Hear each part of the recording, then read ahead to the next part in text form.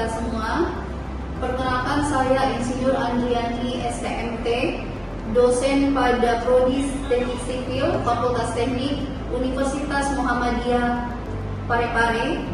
Pada kesempatan ini saya akan menyajikan unjuk kerja Tridharma Perguruan Tinggi pada bidang pengajaran sesuai dengan bidang keilmuan saya. Adapun riwayat mengajar saya selama ini mengampu beberapa mata kuliah, salah satunya mata kuliah analisis dampak lalu lintas dengan jumlah 2 SKS, di mana sedikit terkait deskripsi mata kuliah. Mahasiswa mampu mempelajari keterkaitan antara pembangunan kota dan transportasi, termasuk di dalamnya kebijakan dan regulasi pemerintah terkait pembangunan, aktor-aktor yang terlibat dalam pembangunan dan pengelolaan kota, dampak pembangunan kota dari segi transportasi, dan konsep pembangunan yang berkelanjutan. Assalamualaikum warahmatullahi wabarakatuh.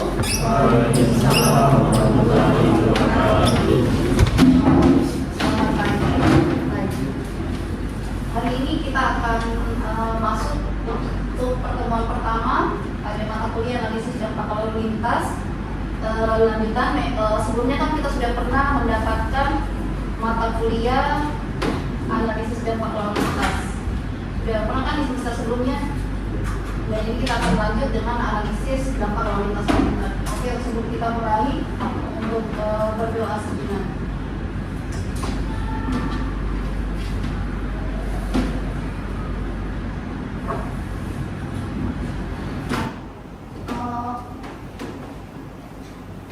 Sebelum kita mulai mata kuliahnya, kita lihat dulu dari CPNK pada mata kuliah analisis dampak lalu lintas, yaitu capaian pembelajaran mata kuliah dengan mampu menjelaskan konsep dasar pembangunan berkelanjutan KUI 1, kemudian mampu mengidentifikasi permasalahan transportasi akibat adanya pembangunan KUI 1 dan KUI 2. Oke, sekarang kita lihat ya beberapa kontrak kuliah yang harus kita penuhi.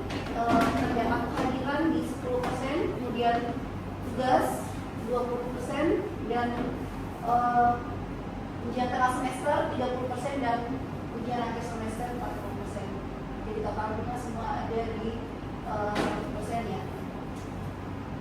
Nah, untuk pertama-tama kita akan memulai analisis dan lalu lintas lanjutan terkait definisi dan terminologi. Untuk kita merefresh kegiatan menulis mata kuliah analisis lanjutan sebelumnya, kita akan lihat dulu video yang akan saya putar ini terkait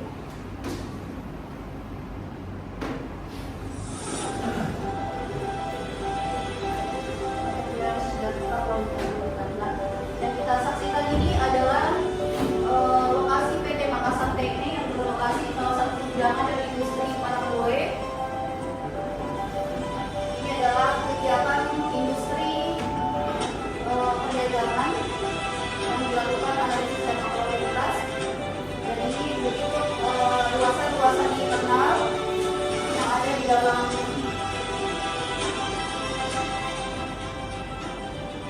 lokasi internal tersebut. Kemudian ada gudang bahan, kemudian bagian industri. Jadi kalau kita lihat lokasi eksternal ya, jadi yang di dalam ini masih merupakan lokasi internal pabrik tersebut di PT Timah Makassar. Nah, untuk analisis dampak lalu lintas sendiri, yang lokasi internal memang semuanya harus kita pelajari ya. Kita harus tahu lokasi internal apa saja daerah-daerah atau tidak. Karena ini yang akan menjelaskan dan memungkinkan kita bahwa ini adalah lokasi luas efektif, luas lantai bangunan efektif dan yang bukan. Nah, ini adalah simpang terdampak di lokasi eksternal. Kalau kita lihat jalan utama atau Insinyur Sukamini ini merupakan jalan akses utama yang dilalui lokasi keluar masuk kendaraan.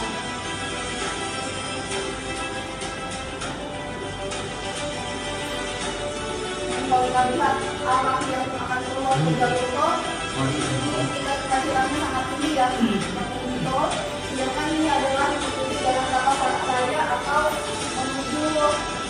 Call yang fokus BPP. Ini adalah aktivitas pemekasan PM di hari kerja ya. Kita lihat kalau ini kita masih kategorikan aktivitas media atau service A. Kalau ini sudah dikatakan di mata kuliah analisis dampak lalu lintas sebelumnya.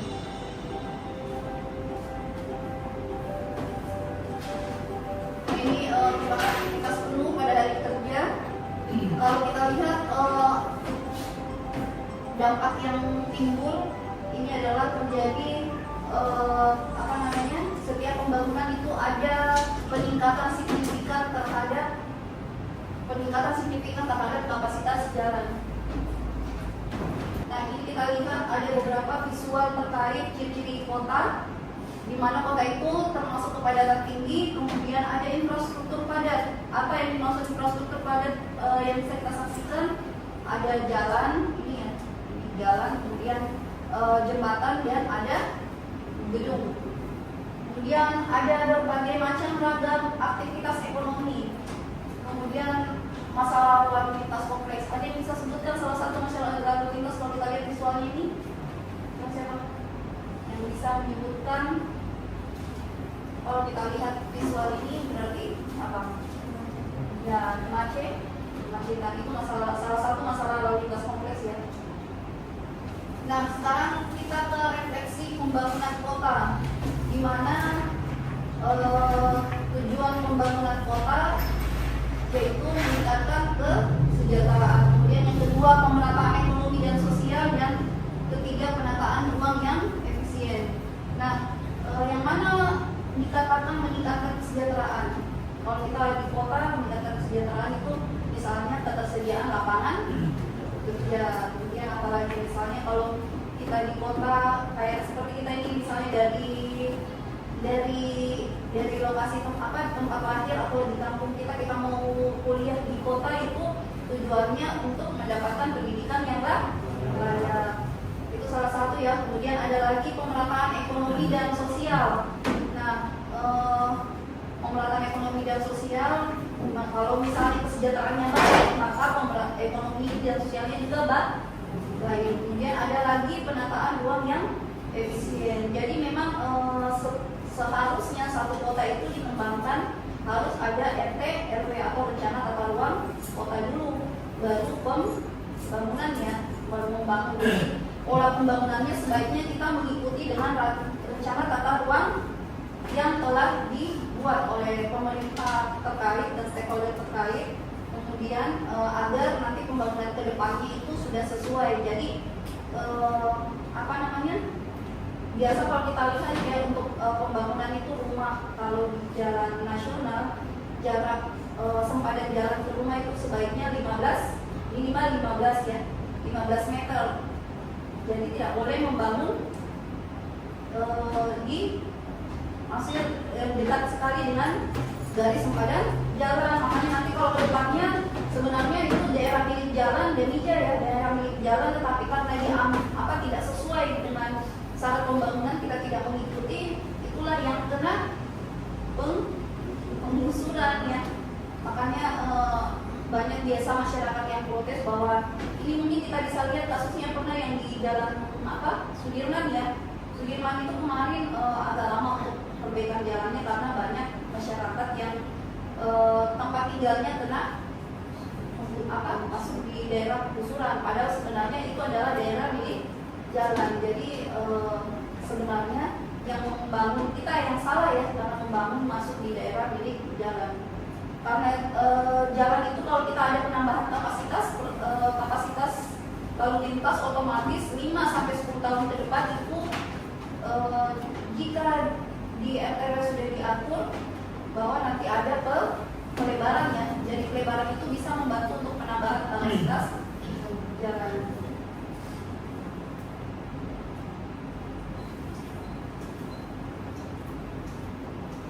Nah, ini permasalahan perkotaan, ada kemacetan parah yang tadi sudah disampaikan, yang kita sama-sama tahu bahwa bahkan di kota Parepare ini sudah hampir ya kelihatan yang di PDAM itu sudah luar biasa kemacetannya. Kalau kami biasa lalu itu sampai berapa, sudah ya hampir setengah jam ya, hampir setengah jam sampai 1 jam untuk kemacetan parah. Padahal sebenarnya itu bisa terurai kayak yang kegiatan kemarin apa namanya Car Free Night ya, itu kemacetannya hampir masuk di daerah Bojo ya, kalau yang Car Free Night. Jadi disinilah dibutuhkan keterlibatan dari pemerintah terkait, kemudian yang pastinya juga masyarakat harus bekerja sama ya, harusnya itu bisa terurai pada saat yang area masuk di Jalan Lapade ini dia memutar ke jalan ini yang kalau mau masuk ke Makassar ya, jadi tidak perlu masuk ke dalam kota lagi, dia bisa langsung tembus di Lengkue. Tapi itu tidak terurai karena selain belum banyak yang tahu kalau yang apa namanya pengendara yang mau ke daerah itu juga mereka selain itu berpikir jaraknya masih terlalu jauh ya. Padahal kalau kita lewat di depan PDAI itu lebih cepat sampai kalau kita dapat macet kemudian kita masuk di jalan Ika ya. Nah, kemudian ini kita lihat lagi di keterbatasan ruang hijau ya. Ruang hijau kalau kita lihat salah satu syarat pembangunan itu kita misalnya mau bangun mall ya, syaratnya itu harus RPH-nya atau ruang terbuka hijaunya harus 30%. Itu harus disediakan. Jadi kita mau bangun perumahan, RPH-nya juga harus disediakan 30%. Mau bangun apa lagi? Mau bangun kampus, RPH-nya 30%. Itu harus 30%. Tapi rupanya yang kita lihat permasalahan sekarang pada saat pemilik perumahan banyak yang membangun RPH-nya tadi 30%, ternyata pas membangun lama-lama dikurangi RPH-nya. Yang tadinya 30% cuma mau buat misalnya ada ruang terbuka hijau, nantinya ditambahkan lagi misalnya unit tempat bermain dan lain sebagainya yang mengurangi RPH tersebut. Kemudian ini ada namanya ketimpangan akses. Nah itu yang kita lihat tadi ya, yang kita sama-sama tahu bahwa misalnya kalau di sini harusnya ada alternatif lain yang bisa kita lalui agar lalu lintasnya terurai dan mengurangi kemacetan, ternyata tidak digunakan. Kemudian urban sprawl ya, jadi urban sprawl juga menjadi salah satu faktor dari permasalahan perkotaan. Kemudian pemukiman kumuh. Nah, sekarang kita lihat lagi hubungan pembangunan transportasi. Kita lihat ada pertumbuhan kota, kemudian kebutuhan mobilitas meningkat. Nah, kalau kita lihat dari tugas besar yang diberikan kemarin, Anda harus paham apa hubungannya dengan pertumbuhan kota. Ada yang dimasukkan ke dalam rumus kan? Kalau kita pakai pertumbuhan kotanya di 0,1 sampai 0,5 jumlah penduduk, berarti dia di 0,90 ya, di angka 0,90 untuk kota Parepare ya. Kalau di kota Makassar sendiri itu penduduknya kurang lebih 3 juta, dia di angka 1. Jadi tolong nanti sambil dicek tugas besarnya ya, jangan ada yang salah untuk pertumbuhan kotanya, karena itu akan runutannya akan sampai ke bawah kesalahannya kalau misalnya pertumbuhan kota tidak sesuai. Nah, kita lihat lagi kebutuhan mobilitas meningkat. Kalau pertumbuhan kotanya tinggi, maka kebutuhan mobilitas juga akan semakin meningkat. Jadi misalnya pertumbuhan kotanya dalam 1 tahun itu 5% pertumbuhan persentase faktor kendaraan misalnya, berarti yang mobilitasnya juga akan meningkat karena semakin banyak pembangunan. Satu pembangunan itu akan membuat bangkitan tarikan yang baru ya. Jadi misalnya di sini nanti di sebelah nanti yang dikerjakan baru-baru itu adalah Paloko 55 ya. Ya, Paloko 55 tadinya kan belum ada. Di situ masih tanah kosong, berarti tidak ada bangkitan tarikan. Tapi karena sudah jadi Paloko 55-nya, itu menimbulkan bangkitan tarikan yang baru kembali. Nah, itu adalah salah satu ciri-ciri pertumbuhan kota. Kemudian selanjutnya kita lihat infrastruktur transportasi harus adaptif. Jadi adaptif itu harusnya infrastrukturnya transportasi kita lihat, di sana nanti ada jalan akses baru. Jalan akses baru berarti harus adaptif. kita lihat lagi transportasinya, misalnya di situ harusnya ada transportasi umum ya. Kalau di sini kita angkot atau PPT ya, cuma kita lihat memang tidak berfungsi dengan baik karena rata-rata masyarakat di sini dia lebih senang memakai angkutan online yang sama pribadi. Online juga mungkin masih mikir ya kalau di Parepare, masih berpikir kalau di Parepare. Karena memang jarak kalau kita naik Grab mobil itu boleh dibilang sama dengan di Makassar, hampir sama dengan di Makassar tarifnya. Biasa kalau dari ini tim kami kalau anak nih dari Makassar dari rumah mau kembali ke rumah itu 35.000. Jadi kita mikir bagusnya naik kendaraan pribadi ya. Yang kita lihat lagi kalau di Makassar sekarang itu yang lalu ada teman bus, tapi pernah ada pengurangan di 34 bus. Tapi sekarang itu sudah diadakan lagi ya yang langsung. Jadi ada kemudahan untuk mahasiswa, tapi itu untuk S1 kalau kita ke kampus luar dari rute ambil di Mall Panakukang itu ke kampus luar. Kalau untuk selain S1 ya, kalau S1 itu cukup lihat memperlihatkan kartu mahasiswa itu bayarnya cuma 2.000. Tapi kalau di luar anak S1 itu 4.600. Itu lumayan ya kalau kita pakai di untuk memudahkan. Nah, memang untuk menunggunya kita harus sabar, kadang 10 sampai 15 menit baru busnya datang. Nah, kita lihat lagi lalu lintas sebagai indikator dinamika kota. Lalu lintas sebagai indikator dinamika kota merupakan tolak ukur ya satu dinamika kota. Kalau kita lihat di kota-kota besar yang lalu lintasnya baik, maka kotanya juga sangat baik ya, artinya kemacetannya bisa diminimalisir. Kemudian apalagi yang berhubungan dengan kemacetan otomatis polusinya juga ya. Kalau kemacetannya tinggi, polusinya juga meningkat. Nah, kita lihat lagi.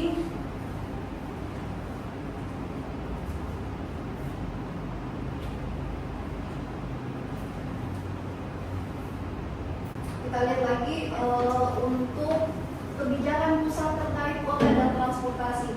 Nah, untuk analisis dampak lalu lintas sendiri, kita tahu bahwa kebijakan peraturan undang-undang itu diatur dalam Peraturan Menteri Nomor 17 Tahun 2021. Dan kemudian ini adalah runutan. Kita bisa lihat lagi nanti di tugas besarnya itu harusnya ada runutan dari beberapa peraturan, nanti bisa dibantu sama Andika atau Asis yang runutan peraturan-peraturan yang biasa kita masukkan di dalam dokumen. Kita lihat ya, kalau untuk kebijakan pusat terkait kota transportasi ada Undang-Undang Nomor 26 Tahun 2007 terkait penataan ruang, di mana undang-undang ini mengatur tentang perencanaan, pemanfaatan, dan pengendalian tata ruang wilayah nasional, provinsi, dan kabupaten kota. Jadi kalau kita diminta untuk buat analisis dampak lalu lintas itu harus sesuai dengan kebijakannya. Jadi misalnya kalau kita di jalan nasional itu kebijakannya di kementerian ya.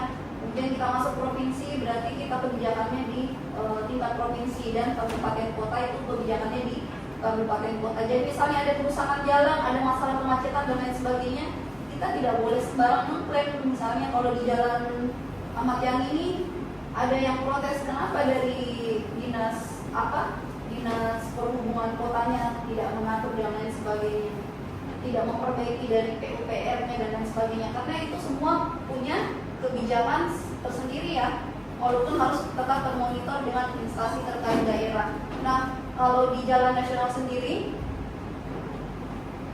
ini adalah Kementerian PUPR ya, kemudian ada provinsi dan kabupaten kota, itu harus sesuai dengan instansi yang mengelola. Kemudian ada Undang-Undang Nomor 22 Tahun 2009 terkait lalu lintas dan angkutan jalan. Undang-undang ini mengatur penyelenggaraan lalu lintas dan angkutan jalan agar tertib, aman, lancar, dan selamat. Nah, inilah undang-undang yang mengatur. Kalau kita lihat harus ada syarat uji ya, masa uji berlaku kendaraan dan sebagainya. Kalau kita di sini mungkin kebanyakan sudah habis masa berlakunya masih dipakai, padahal seharusnya sudah tidak dipakai atau diperpanjang ya, karena itu harus ada tes lagi apakah masih layak digunakan atau sudah tidak layak. Jadi semuanya harus sesuai dengan kebijakannya. Kemudian ada peraturan pemerintah nomor 13 tahun 2017 terkait rencana tata ruang.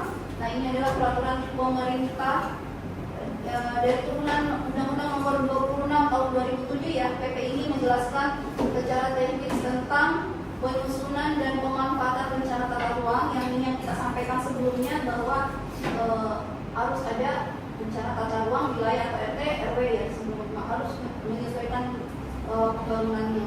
Kemudian proses evaluasi dan peninjauan kembali rencana tata ruang. Kemudian ada kesesuaian kegiatan pemanfaatan tata ruang atau KTPR. Nah, ini adalah kebijakan daerah dan implementasi rencana tata ruang wilayah atau RTRW, di mana dokumen perencanaan spasial yang menetapkan arah kebijakan pemanfaatan ruang wilayah dalam jangka waktu tertentu. Jadi biasanya jangka waktunya itu sampai 20 tahun ya. Kemudian ada lagi rencana induk transportasi kota atau RITK, di mana RITK adalah dokumen perencanaan jangka panjang 15 sampai 20 tahun ya, yang memuat kebijakan dan strategi pengembangan sistem transportasi perkotaan. Kemudian terkait Perda Transportasi Daerah, di mana Perda ini merupakan aturan hukum daerah yang mengatur pelaksanaan kebijakan transportasi di wilayah provinsi atau kabupaten kota, dan yang ini yang biasa dibuat ya sebagai keberlanjutan perizinan AMDA Lalin ya, analisis dampak lalu lintas, yang kita tahu kalian juga sementara mengerjakan untuk tugas besarnya, sehingga esensi yang kita sampaikan itu terkait analisis dampak lalu lintas itu bisa kalian pahami ya, bukan hanya secara teori tapi memang mengerjakan sedetail mungkin dalam tugas besar. Nah, Lalin itu sendiri merupakan kajian teknis untuk menilai dampak lalu lintas dari suatu rencana pembangunan atau kegiatan. Jadi rencana pembangunan apakah dia mall, ataukah dia rumah sakit, ataupun gedung perkantoran. Tapi memang tidak semua kegiatan itu bisa diandalkan. Kalau kalian buka peraturan menteri ya, Menteri PM 17 tahun 2021, di situ sudah tertera bahwa ada kegiatan yang merupakan tidak wajib atau tidak masuk dalam kriteria bangkitan, itu tidak perlu diandalkan ya. Kalau yang kemarin yang terbaru di jalan nasional ini yang dikerjakan yang Pala 255 itu tidak perlu analisis dampak lalu lintas, pengajuannya di tingkat ke kementerian ya untuk izin andalalinnya. Tetapi yang terbaru itu mall atau CPI itu sekarang yang baru-baru kita kerjakan izinnya. CPI itu pas masuk setelah bundaran baru ada lokasi yang kosong sebelah kiri ya. Kalau kita mau mutar bundaran itu nanti ada mall CPI ya, mall Ciputra. Kemudian ada rumah sakit dan gedung perkantoran. Kalau rumah sakit yang sekarang idealnya yang biasa dikerjakan dalam Lalin, walaupun dia sudah beroperasi atau sudah terbangun, tetapi membutuhkan perpanjangan perizinan, itu harus tetap dibuat Lalin. Tetapi idealnya pembuatan Lalin itu sendiri sebaik-baiknya harus dikerjakan sebelum atau sama sekali existing itu belum ada pembangunannya. Jadi nanti kita bisa menyusun misalnya nanti proses konstruksinya bagaimana, proses dia nanti operasionalnya bagaimana, dan 5 tahun sampai 10 tahun operasional itu kondisinya akan bagaimana. Nah, gedung perkantoran juga kalau kita lihat realitanya di Kota Parepare sudah banyak yang mengerjakan Lalin ya. Itu nanti dan termasuk lokasi-lokasi kalian mungkin itu sudah ada yang sudah diselesaikan. Jadi nanti kalau kita lihat lalu lintas harian rata-ratanya mudah-mudahan yang Anda survei tidak terlalu jauh dari data real yang sudah dikerjakan. Nah, ini kita lihat ya, peran kebijakan dalam mengatasi dampak. Nah, ini peran kebijakan. Kalau ada sweeping, kalau kita lihat idealnya kalian biasa sweeping malah putar balik ya. Putar balik kan? Atau ada yang berhenti. Biasa kalau saya lihat di sini yang di daerah Sidrap itu dekat jembatan Timbang ada sweeping gabungan, mereka berhenti dulu ya sampai selesai yang truk-truk. Berarti itu kalau kita lihat berhenti, berarti mungkin ada ketidaksesuaian antara mungkin ke persuratannya, bahwa dia tidak STNK-nya sudah pajaknya sudah mati, apa STNK-nya tidak ada dan lain sebagainya. Nah, ini kita lihat ya, peran kebijakan dalam mengatasi dampak dari kepolisian sementara memeriksa kelengkapan kendaraan. Kemudian selain itu apa lagi? Kalau kita lihat ini adalah yang kita sampaikan sebelumnya. Kalau biru dia adalah perambuan untuk petunjuk, merupakan salah satu permasalahan perkotaan. Jadi merupakan misalnya pembangunan kota itu yang tidak terkontrol. Jadi tidak terkontrol, misalnya perumahan yang kita sampaikan tadi, membangun perumahan. Kalau di daerah kita ini banyak yang bangun perumahan itu di perumahan subsidi misalnya ya, di daerah-daerah yang sebenarnya harus membuat penguasaan tinggi. Contohnya di daerah ini yang Tegal ya. Tegal itu kan merupakan pusat banjir tahunan. Makanya di sana kenapa dikatakan tidak terkontrol, karena sebaiknya di sana merupakan daerah serapan air atau harusnya dimaksimalkan untuk ruang terbuka hijau. Tapi ternyata faktanya mereka membangun pembangunan rumah, sehingga beberapa perumahan di situ justru ada yang tidak terjual sama sekali atau tidak ditempati sama sekali, karena sampai sekarang juga banyak yang sudah mulai ada yang meninggalkan lokasi tersebut ya, karena pada saat banjir tahunan lokasi tersebut merupakan daerah paling parah terkena banjir. Jadi itu adalah selain perumahan apalagi misalnya yang tadi kita sampaikan juga, harusnya di bahu jalan tidak menambah bangunan dan lain sebagainya, itu mereka masih memakai daerah sempadan jalan atau menggunakan bahu jalan atau trotoar ya. Kalau sekarang di sini dibuat trotoar itu untuk jalur pejalan kaki sama disabilitas ya, disabilitas atau difabel. Kemudian bisa juga untuk jalur pesepeda, tapi idealnya tidak digunakan seperti itu. Jadi itu ada itulah yang dikatakan urban sprawl. Cukup ya.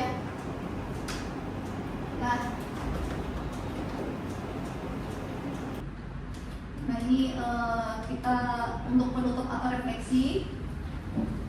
Jadi kita bisa menyimpulkan apa saja dari kegiatan hari ini, presentasi hari ini. Kalau kota dan transportasi adalah sistem yang saling terkait. Kemudian ada pembangunan tanpa perencanaan lalu lintas bisa berpotensi menyebabkan dampak negatif dalam jangka panjang ya.